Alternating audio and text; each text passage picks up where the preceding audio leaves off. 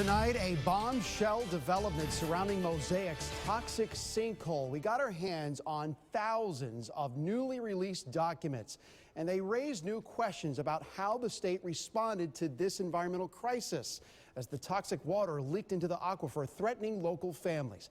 Well, tonight, a Florida congresswoman is pointing the finger at Governor Rick Scott's administration.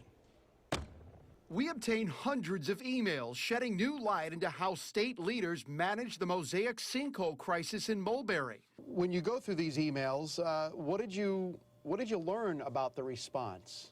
They show a real lack of urgency on the part of the governor's office and the Department of Environmental Protection. Speaking to us from her D.C. office tonight, Florida Congresswoman Gwen Graham says the emails show a culture of secrecy inside the state government.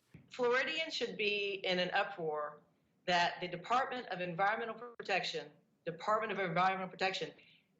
not feel that it is their #1 responsibility, their #1 obligation to alert Floridians when there's an environmental catastrophe that could hurt or affect their health or well-being.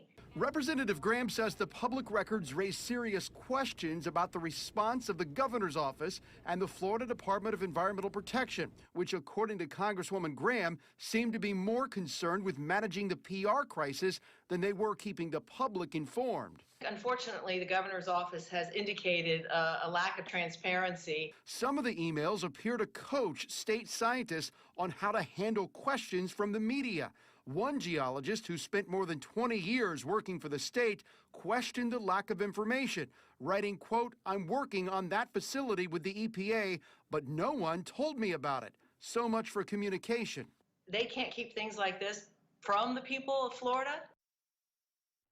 And tonight, ABC Action News is still pouring through these emails. There's a lot to know, and when we find out, we'll let you know. I did email the governor's office to give us their side of the story.